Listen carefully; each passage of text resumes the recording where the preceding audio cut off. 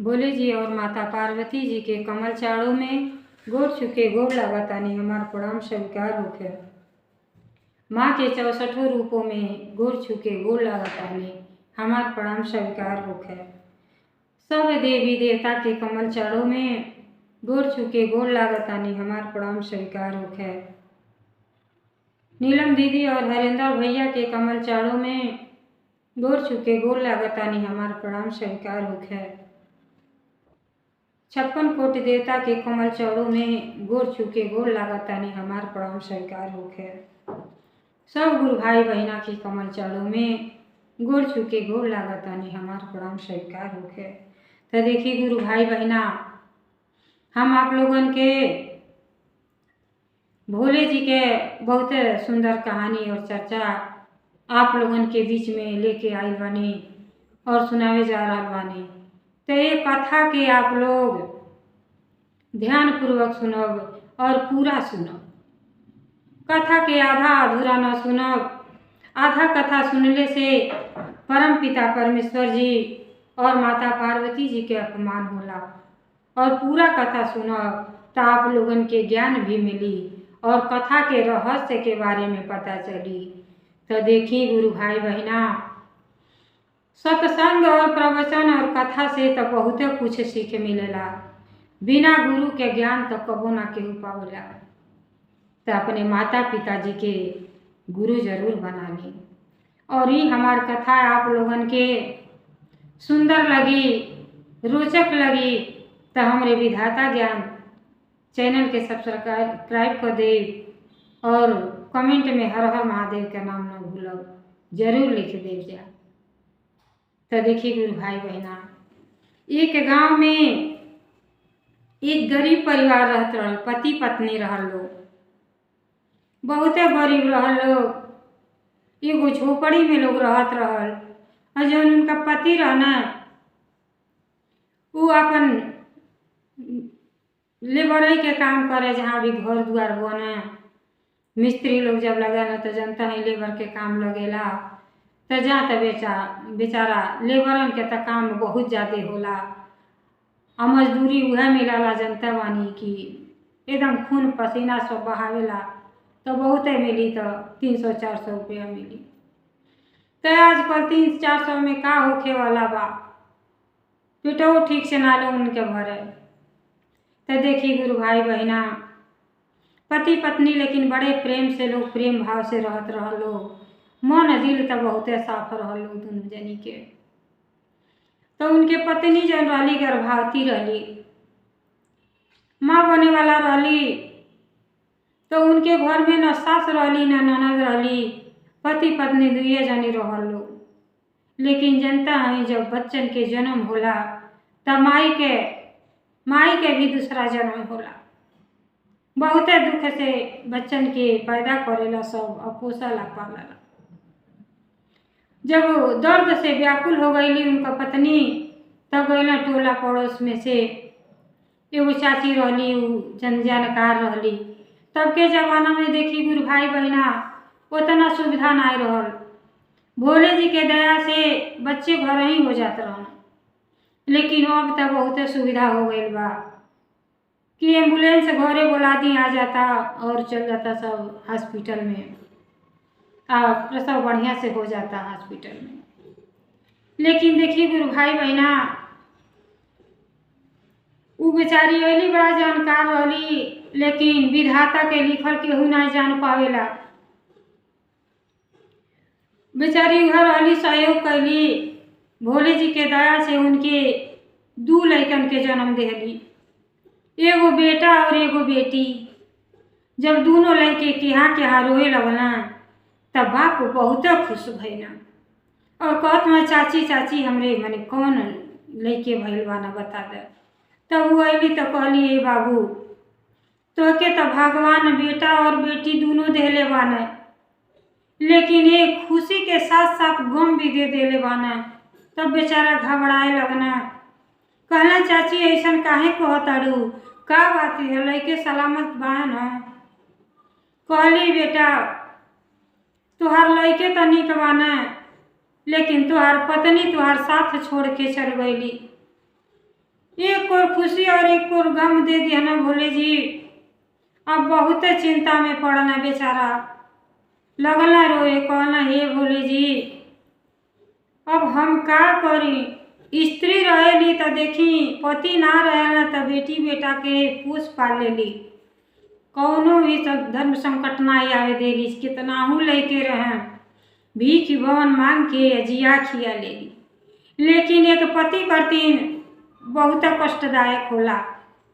लेकिन फिर भी बेचारा कहता न कि हे पिताजी हे माताजी, ना जानी अगले जन्म में हम का खराब कैले रहनी कि एक तरफ हमार बेटी बेटा के देनी और उनके माई के छीन लेनी।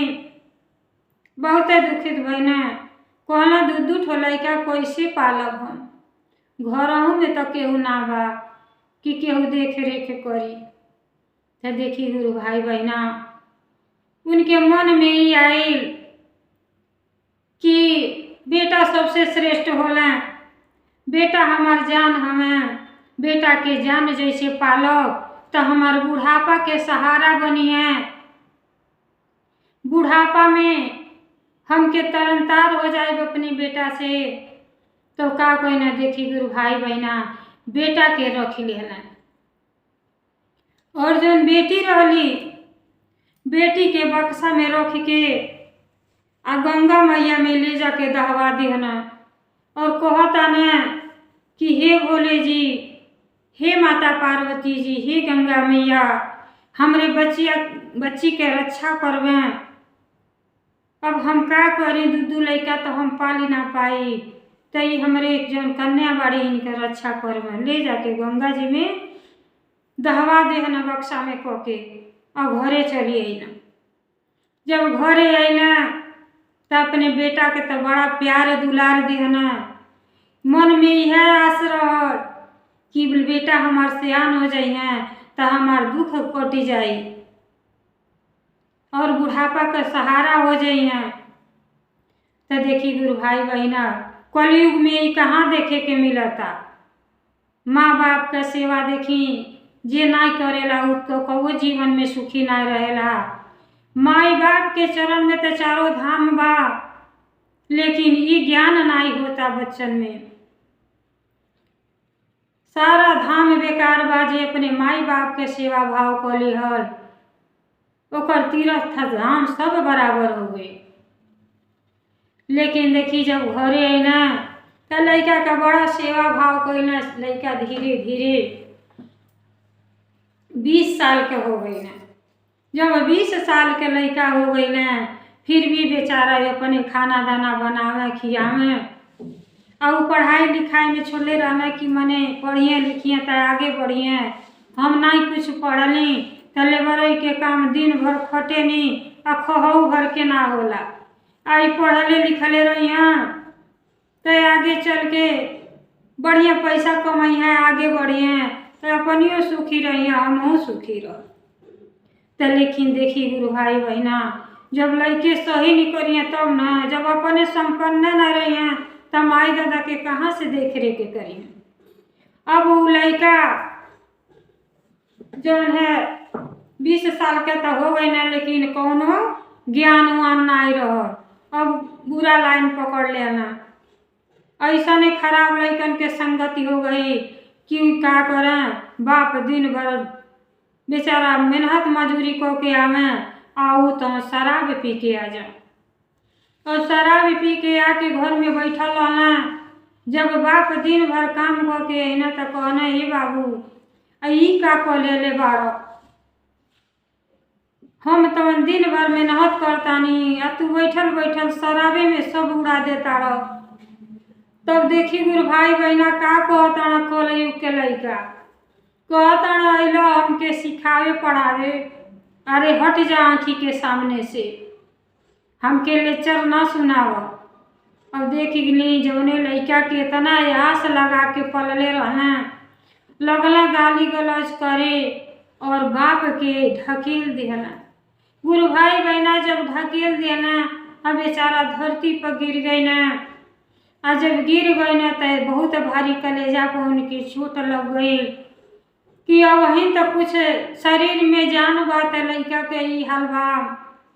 जेकर जेके अपने जान से ज्यादा प्यार कैली, दुलार देली, गुह मुत सब कैली, माई के दर्जा बाप बन के निभौली, तो ने लइका के ई हाल बा।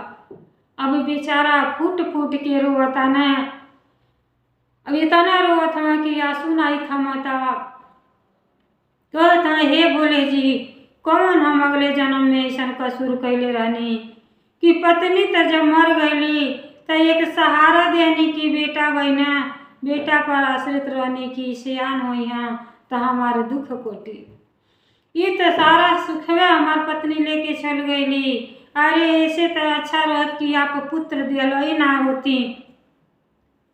देखी गुरु भाई बहना, आज बेटी बेटा के कितना हूँ आप सेवा भाव करी, लेकिन बहुत कंचित मन इनके ज्ञान होता कि माई बाप कुछ हो में। लेकिन अगर दू पहिया के गाड़ी में अगर दोनों सही बा, पति पत्नी सही बाने, तो जीवन बहुते आनंदमय से कट जाई। लेकिन कलयुग में अगर बेटी बेटा पर आश्रित रहबा तो जबले जांगर रही खियाई तब ही मान सम्मान बा। और जब जांगर थक गई तो जैसे घर के कबाड़ उठा के सब फेंक देता, वैसे बाल बच्चे माई दादा के उठा के बाहर फेंक देता ना। पाई पाई जोड़ के घर दुआर सब तैयार करेला कि एक दिन हमार लड़का सियान हुई हो तो कुछ करे के ना रही। आ सब कुछ कैले रह तो खाली कमाए खाए के रही, आ सेवा भाव करी हैं, घर में खुशियाँ आनंद से भरल रही, घर हमार स्वर्ग बनल रही। लेकिन स्वर्ग के कहाँ सपना पूरा हो रहा बा गुरु भाई बहना। लेकिन अब है कुछ हो नहीं बीतल बा। अगर ज्ञान हो जाता सत्संग और कहानी यही से चलल बा के सुन के सीख ली कि अगर ज्ञान बा तो अपने परिवार में आनंदमय से जिंदगी आप काट सकेंगे, चाहे बेटा हो या बहू या माई और दादा। खाली ज्ञान के जरूरत बा गुरु भाई बहना। आज भोले जी के अपन शिष्य और गुरु, जे शिष्य अपने भोले जी के गुरु बना लेला ओके ज्ञान तो भरपूर हो जाला कि घर परिवार के कैसे चलावे के और कैसे रहे के चाहे। तो पूजा पाठ में जब मन ना लगी लइकन के बहू के तो ज्ञान कहाँ से मिली। ज्ञान के बात सुनले जब नहीं चाहिए सब तो ज्ञान कहाँ पाई। अबे गुरु के तो ज्ञान मिल ही ना सकेला। तो देखी गुरु भाई बहना, अब बहुत तकलीफ में रहला, अब उनके कुछ ना सूझे। खाना शाम के बनौले आ खाना बना के वो ढके लेले पर बाप माई के जी ना मानेला। लेकिन बेटा अगर कुछ ले तो अकेले खा जाइए। लेकिन माई दादा के तो मुँह में कबो ना पड़ी, कितना हूँ ना लायक बच्चे रही हैं। अब देखी वो है बाप खाना बनावता नहीं कुरवता ना, आ खाना बना के बेटा के परोस देना, कहना जाए तो लड़का कुछ तो ज्ञान बादे में होई। लेकिन वो लड़का के देख ली गुरु भाई बहना, बापा के बनावल खाना अपने खा लेना, और जब बाप के खाए के समय आई तब खाना उठा के फेंक देना। और बहुते बेचारा क्रोधित भइना, बहुते दुखित भइना, कहना अब करी तो का करी, ई घर तो हमके काट खाता, ऐसे नीक बा कि हम वैराग्य हो जाई। कोई भीख भवन मांग के अपन जीवन के यापन को ले, आने कोनो मंदिर पर चलता नहीं, वहीं भजन भाव करब, शेष जिंदगी भगवान के चरण में लगा दे तो हमार उद्धार हो जाए। तो देखी गुरु भाई बहना, सुख और दुख तो दोनों सगे भाई है लोग। जब दुख आवेला तब सुख के अनुभव मिलला, और सुख आवेला तो दुख के अनुभव होला। तो ऐसे देखी जब दुख आई तब भगवान जी के उनके दिखे लगना। जब सब दरवाजा बंद हो जाला तो भोले जी और माता पार्वती जी के तो दरवाजा हर हमेशा खुलल रहला। जे करे सेवा भाव करे खोखे, आनंद उठावे खोखे, ते भोले जी के दरबार में चली जा। जब बेचारा निराश हो गई ना, अब चली दे ना। देखी जाते जाते जाते जाता ना तो शिव जी के मंदिर के दरवाजे पर जो सीढ़ी होला उस सीढ़ी पर बैठ के खूब फूट फूट के रोवताना, कहताना कि हे पिताजी, जान से ज़्यादा हम अपने बच्चा के पलनी, लड़की के गंगा जी में दवा देनी। आज हमार लड़किए रहती तो दुकर बना के तो खाए के देती। कई दिन से उपवास कैले रहन। जब लड़का जब गलत निकल गई ना तो लड़की के याद आवे लगल। अब मंदिर के सीढ़ी पर बैठ के याद करता ना कि ना जानी कहाँ हमार लड़की चल गई। अब दहत दहत पता नहीं कहाँ गई हुई। तो देखी गुरु भाई बहना, भोले जी के दया बहुते अपरंपार है। अब एगो राज्य में राजा रहना, राजा रानी रहत रह लोग, उनके धन संपदा बहुते कुछ भोले जी देले रहनी। और जौन रानी रहली बहुते पुजेरी रहली। भोले जी से उनके दुआरे पर बहुते सुंदर मंदिर रहल, पूजा पाठ करें। कहें कि हे पिताजी, हमके तो बिना मंगले सब कुछ आप देले बानी, लेकिन हमारे घर में हमके अइले 10 साल हो गई, लेकिन हमारे बाल बच्चे नहीं थे। चाहे वो हमके कन्या दे देती तब वो हमार जीवन सफल हो जात। हम लड़का के खिलौती और आनंद उठा लेती और बजनी के नाव छूट जात। तो देखी गुरु भाई बहना, जे सच्चे दिल से भोले जी के पुकारेला, उनके किस्मत में लड़के ना लिखल रहना राजा रानी के, लेकिन भोले जी के दया से वह लड़की दहत दहत दहत नदी के किनारे आके लगल रहली। तो राजा साहब शिकार खेल के आवत रहना। अब उनका नजर वो बक्सा पे पड़ गई। जब बक्सा पे पड़ल तो जाके जब देखो ताना तो हमें आवाज़ रोले के लड़की के यहाँ लड़का के आवाज़ सुनाई। तब गई ना, अब बक्सा झट दे निकाल ले ना, कहना लगा था ये भोले जी के दया है, हमरे ना ही मेरे संतान निकल बा। तो का भाई, ये तो इतना नमूज बालक बाड़ी कि इनके सेवा भाव कल जाई, तीहे हमन के बुढ़ापा के सहारा बनिया। तो देखी गुरु भाई बहना, जे भाग्य नसीब केहू के नहीं जानेला, वो लड़की के कितना अच्छा नसीब रहल कि भोले जी गंगा में से दहत दहत राजा के घर में आ गई। अब जब लेके आईना राजा साहब तो कहना रानी का निकली, देखी कितना सुंदर हम उपहार ले आयल हैं। तो लड़की के जब रोवाई सुनाई तो रानी तो बहुते खुश भैली। खुशी के उनके ठिकाना नहीं रहल। जब रोवाई सुनली तो जान गई कि लगता कि राजा साहब कहीं गोद ले बानी, लड़का वैका लेके आओ तानी। अब थाली आरती के सजा के ले ली और लक्ष्मी के रूप जान के आरती उतरली लड़की के, कहली कि हमारे घर में लक्ष्मी जी के प्रवेश भइल बा। अब इतना सेवा भाव लड़की के करे लगली। राजा साहब सब बात बताओ कि गंगा जल में दहत जात रही है, लगता है हमने के नसीब के रही है, भोले जी के सब दया है। अब ले आए लोग दोनों जनी, बहुते प्यार से लड़का के पाले लगल लोग। वो लड़की के लड़की समझ के ना एकदम बेटा खान पालल लोग। और इतना जल्दी सियान हो गईली। और जब सियान हो गईली तब माई के जब पूजा पाठ देखे करत, तब वो पूजा पाठ में लीन हो गईली। तब जो राजा के दुआरे पर रहल शंकर जी के मंदिर, वो मंदिर में शुक्र और सोमवार के शिव चर्चा हमेशा होखे। तो जब शिव चर्चा होखे गुरु भाई बहना, वो 10 साल का लड़की रहली, लेकिन वहाँ जाके बड़े ध्यान पूर्वक से सुने और ज्ञान के बात सीखे। और जबकि सबके देखली कि सब गुरु भाई ना चर्चा और दया मांगताड़ी, तो वो अपन दया मांगे लगली। कहली हे भोले जी, हमहू आपके गुरु बनावल चाहतनी, हम आपके शिष्या हैं, हमारो स्वीकार करी। हम आज से आपके शिष्या बनल चाहतनी, हम भी पूजा पाठ आपके कल चाहत हैं। अब लगली दया मांगे, और जैसे कान में भनक आवे तैसे हर सोम शुक्र के जाके चर्चा के बड़े प्यार से सुना। और भजन कीर्तन भी जान गई लली, बड़ा भजन कीर्तन करे वहाँ। तो देखी गुरु भाई बहना, ऐसा करते करते भी लड़की भी 20 साल के हो गई।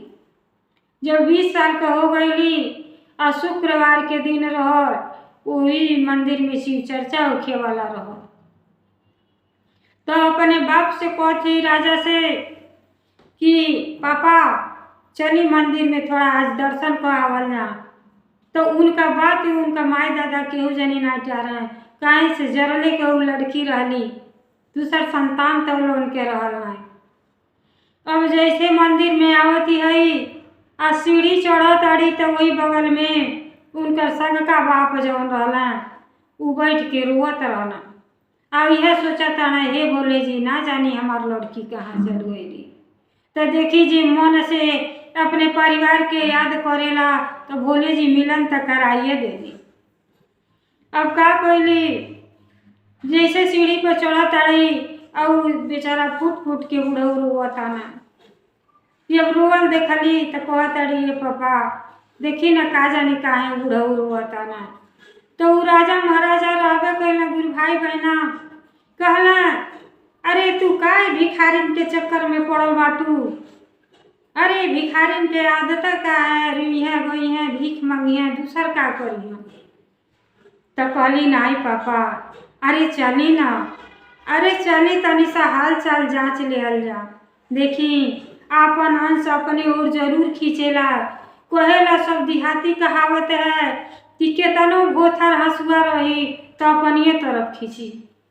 तो देखी गुरु भाई बहना अब गईली तब कहता ना तू नहीं मनबू, अरे चलो दर्शन तो कर लिहल ना, दर्शन कर लिहल जाए ताकि हाल चाल पूछ लिह। कहली नहीं पापा, अरे दर्शन तो रोज सबे करेनी। अरे देखी उ शिव जी के भक्त रहली, उनके अंदर प्रेम भाव रहल आ भोले जी प्रेम के भूखा है। कहली पूजा पाठ तो रोज हमन के करबे करेनी, देखी ना जानी कौने कौने रूप में भोले जी दर्शन दे देनी। आ चली भिखारी न कहीं, चली तनी हाल चाल जांच लिहल जा। केहू के दुख में शामिल हो जाइल सबसे बढ़िया काम है। केहू के भला कइल पुण्य मिलेला। जब हम केहू के भला कैले रहब तो हमरो भला हुई। जब इतना बात अपनी लड़की से मुँह से सुनले राजा कहला, लड़की तो हमहू से बढ़ के ज्ञानी बाटी। कहता न कि अब ना तू मनबू। जब चला हाल चाल जांची ला। गईली बड़ा खुश भैली और गईली तो बेचारा के बगल में बैठ गईली और कहती बाबा काहे इतना रोवतानी, कौन ऐसा संकट आपके ऊपर आ गइल बा, का भइल है हमके सब बताई। तब कहता ना बेटी हम बता के का करब, तू जान के का करबू, हमके तो अपने आदमी इनके बहुते दुख दे दिहल।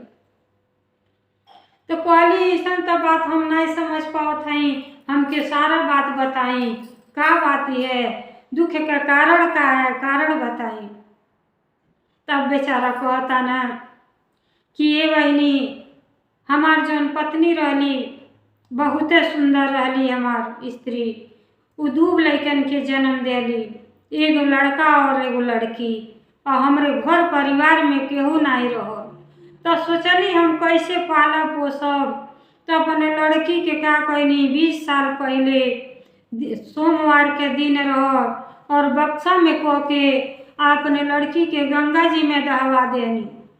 अब बेटा के बड़े प्यार से पढ़ली कि बेटा हमार जान हमें, हमरे बुढ़ापा के सहारा हुई हैं। कहेला दुनिया में सबकी वारिस बहुते जरूरी है।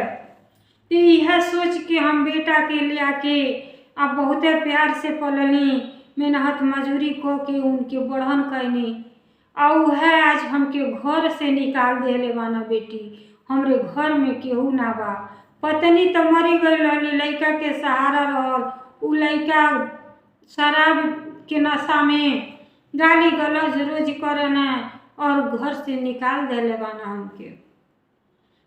अब जब इतना बात सुनली और राजा सुनल कहले आई दादा इते सोमवार के दिन रहला 20 साल पहले ये लड़की के हम बक्सा में गंगा जी में से दहत जात रहली त ले आनी।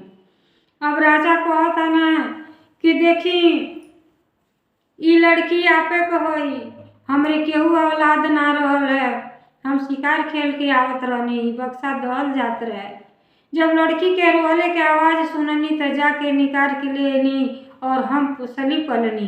ते ए बेटी तू ही बाबा के बेटी हऊ, असली बाप तो तुम्हारी है हमें। जब इतना बात उनको बेटी सुनली तो अपने बाप के गले से लगा लेली। कहली विधाता के खेल केहू ना जान पावेला कि आज सचमुच हमार पूजा पाठ में इतना शक्ति बा कि आज हम अपने पिताजी से मिल गए। नहीं हे पिताजी, अब ऐसा तकलीफ आपके ना मिली।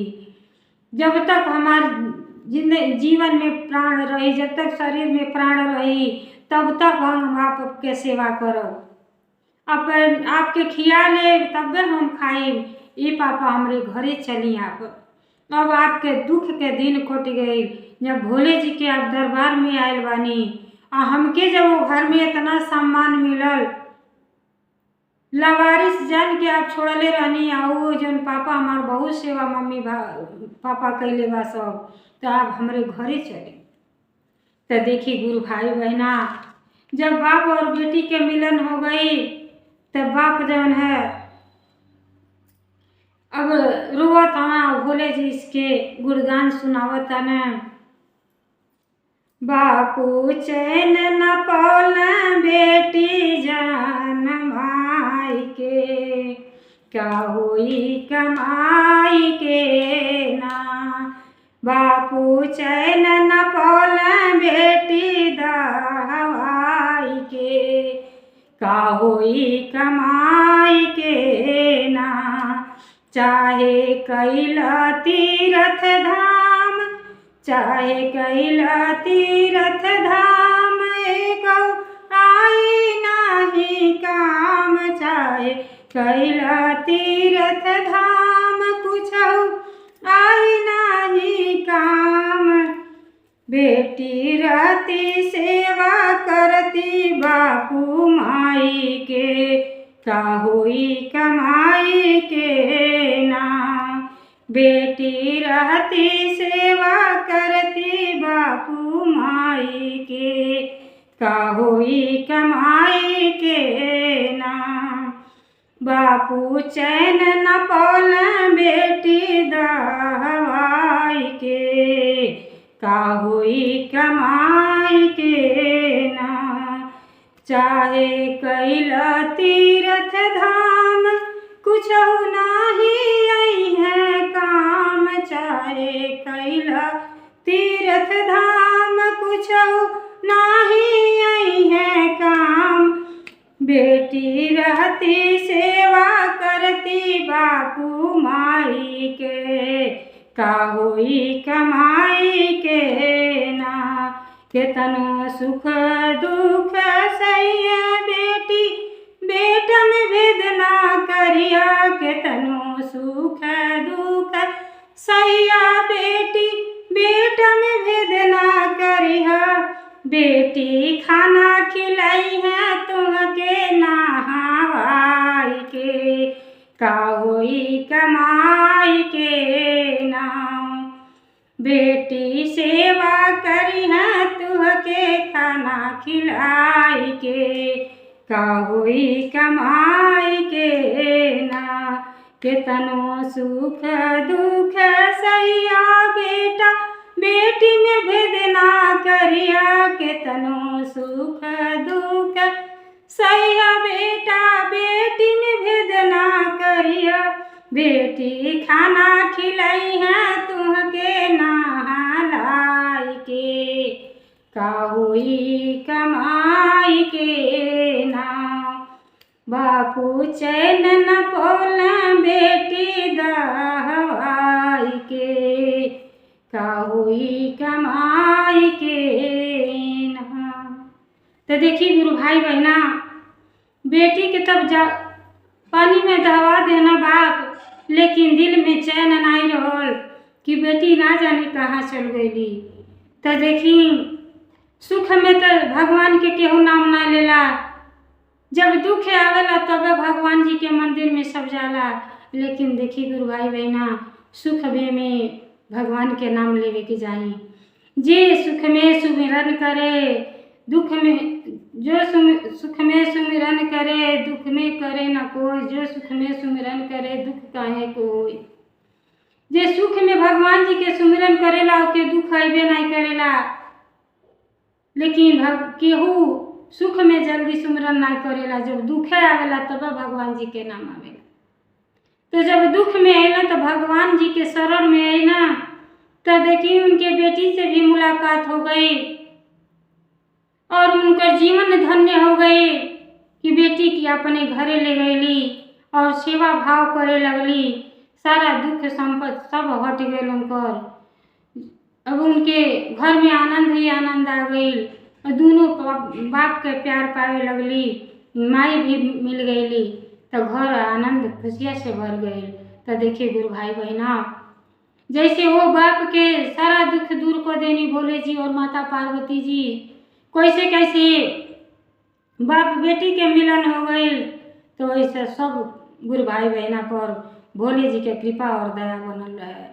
हर हर महादेव, घर घर महादेव।